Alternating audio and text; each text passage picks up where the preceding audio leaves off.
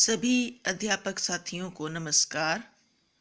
Study with प्रेक्षा 5483 में आपका स्वागत है। आज हम आपके लिए लाए हैं कक्षा 6 की पाठ योजना। हमारा विषय है सामाजिक विज्ञान। पृथ्वी हमारा आवास में पाठ नंबर 6, हमारा देश भारत। इसको मैंने 3 कालांश 40-40 मिनट के 3 पीरियड्स में बांटा है। सबसे पहले हम सीखने के प्रतिफल देख लेते हैं। इस पाठ के अध्ययन के उपरांत विद्यार्थी मानचित्र पर भारत के राज्यों, केंद्र शासित प्रदेशों, अन्य पड़ोसी देशों को ग्लोब एवं विश्व के मानचित्र पर पहचानते हैं। ये दक्षता नंबर 605 है। भारत के मानचित्र पर भौतिक स्वरूपों जैसे पर्वतों, पठारों, मैदानों, नदियों व मरुस्थलों आदि को अंकित करते हैं। ये हमारी दक्षता नंबर 606 है। इसके लिए जो शिक्षण सहायक सामग्री चाहिए वो डिजिटल बोर्ड है हमारे पास, जिसमें हम गूगल और यूट्यूब की सहायता से बहुत कुछ दिखा सकते हैं बच्चों को। जहाँ डिजिटल बोर्ड नहीं है वो समतल मानचित्र ले लें विश्व व भारत का, और जहाँ ये भी नहीं है वो पाठ्य पुस्तक में पृष्ठ 42, 43 और 44 पर मानचित्र छपे हुए हैं, वो भी हमारा काम बहुत अच्छे से कर देंगे। शिक्षण विधि में प्रश्नोत्तर विधि, व्याख्यान एवं संभाषण विधि है। और पहले कालांश के प्रमुख शिक्षण बिंदु देखिए। सबसे पहले हम छात्रों को भारत की अवस्थिति दिखाएंगे। उत्तरी गोलार्ध कर्क रेखा के बारे में बताएंगे कि भारत उत्तरी गोलार्ध में स्थित है। कर्क रेखा इसके बीचों बीच से गुजरती है। इसके लिए हमारे जो पूर्व ज्ञान में हमने ग्लोब वाला अध्याय किया था वो भी हमारे काम आएगा। हम वहाँ से भी बच्चों को चित्र दिखा सकते हैं। और इस पाठ में भी पृष्ठ 44 पे चित्र छपा हुआ, मानचित्र छपा हुआ है, जिसमें ये सारी अक्षांश और देशांतर स्पष्ट दिखाई गई हैं। ये देखिए, इस चित्र में भारत का अक्षांशीय और देशांतरीय विन्यास स्पष्ट दिखाया गया है। हम बच्चों को यहाँ से भी समझा सकते हैं। फिर हम छात्रों को मानक समय के बारे में बताएंगे कि 82 डिग्री 30 मिनट, जो 30 के ऊपर निशान है कौमे जैसा, इसे 30 मिनट पढ़ा जाता है। पूर्वी देशांतर को भारत का स्थानीय समय और मानक समय माना जाता है। क्योंकि जैसे ही इस रेखा पर सूर्य चमकेगा, भारत में दोपहर के 12 बजे का समय होगा। दूसरे कालांश में भारत के पड़ोसी देशों की चर्चा की जाएगी। अफगानिस्तान, पाकिस्तान, नेपाल, भूटान, बांग्लादेश, चीन, तिब्बत, ये 7 देश हैं जिनके साथ भारत की स्थलीय सीमाएं लगती हैं। इसके लिए हम छात्रों को पृष्ठ 2 पर बना मानचित्र 6.1 दिखा सकते हैं। श्रीलंका के बारे में बताएंगे, जिसके साथ भारत की जल सीमा जिसके साथ भारत का संबंध समुद्र के द्वारा है।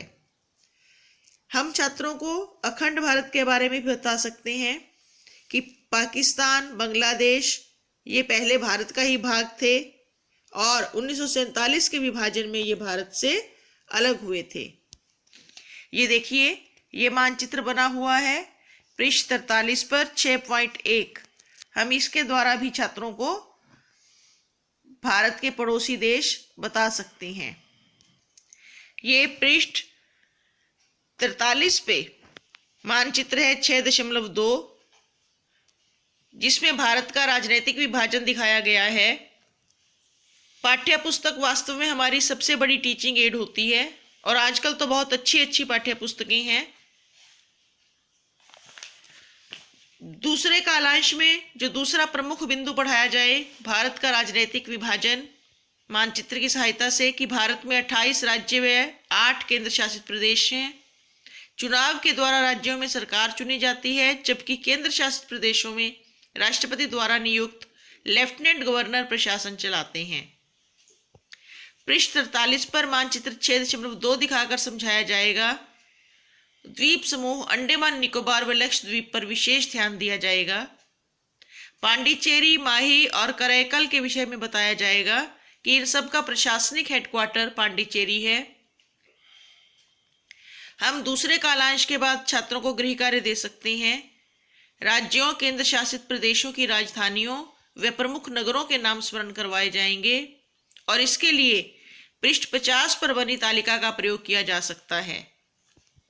ये देखिए, ये पृष्ठ 50 पर परिशिष्ट 1 बना हुआ है, जिसमें सभी राज्यों और केंद्र शासित प्रदेशों और उनकी राजधानियों के नाम लिखे गए हैं। हम छात्रों से कह सकते हैं कि इसे याद करें। तीसरे कालांश में हम भारत का भौतिक विभाजन दिखाएंगे। भारत का मानचित्र दिखाकर विभिन्न स्थलाकृतियों की पहचान कराई जाए, जिसमें भारत के 5 विभिन्न भौतिक भाग, हिमालय पर्वत श्रृंखला, भारत का उत्तरी मैदान, भारतीय महामरुस्थल, प्रायद्वीपीय पठार, समुद्र तटीय मैदान, पूर्वी घाट और पश्चिमी घाट, भारत की प्रमुख नदियां और प्रमुख पर्वत, ये सब हम पेज 44 पर छपे हुए इस मानचित्र की सहायता से आसानी से अपने छात्रों को समझा सकते हैं। हम छात्रों को मानचित्र में ये सब दिखाने का अभ्यास भी अवश्य करवाएंगे और मानचित्र में जो विभिन्न रंग भरे हुए हैं इनके विषय में भी छात्रों को बताएंगे। जब ये सब खत्म हो जाए, बच्चे भारत के वास्तविक आकार प्रकार को समझ लें, तब हम उन्हें बड़ी संख्याओं की ओर लेकर आएंगे, जो इस पाठ के आरंभ में है कि भारत का क्षेत्रफल कितना है, इसका विस्तार कितना है, भारत की जनसंख्या कितनी है, जनसंख्या की गणना कब की जाती है, और पाठ में जो नए शब्द आए हैं वो भी छात्रों को लिखकर एक सूची बनाने के लिए कहा जा सकता है। मैंने कुछ नए शब्द लिखे हैं: प्रायद्वीप, मानक समय, जलोढ़ निक्षेप, डेल्टा, मुहाना, प्रवाल। आप इसमें अन्य शब्द भी जोड़ सकते हैं। गृह कार्य में हम अधिक काम ना देंगे, पाठ्य पुस्तक का अभ्यास और 1-2 अन्य प्रश्न जो आप चाहें बनाकर छात्रों को उनका उत्तर लिखने के लिए दे सकते हैं। ये देख लीजिए एक बार फिर से।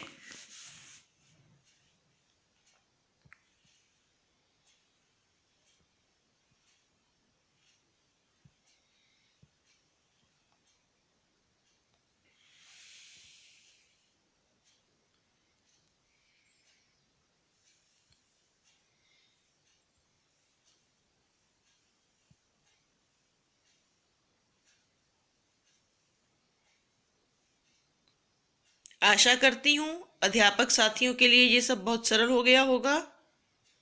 वैसे तो आप सब जानते हैं, ये सब आपने बहुत बार किया हुआ है। मैंने केवल इसे सरल और संक्षिप्त करने का प्रयास किया है। आपके सुझावों का हमेशा स्वागत रहेगा। धन्यवाद। देखते रहिए स्टडी विद प्रेक्षा 5483। चैनल को सब्सक्राइब कीजिए और बेल आइकन दबाइए ताकि आपको आने वाले वीडियोस की नोटिफिकेशन मिलती रहे। धन्यवाद।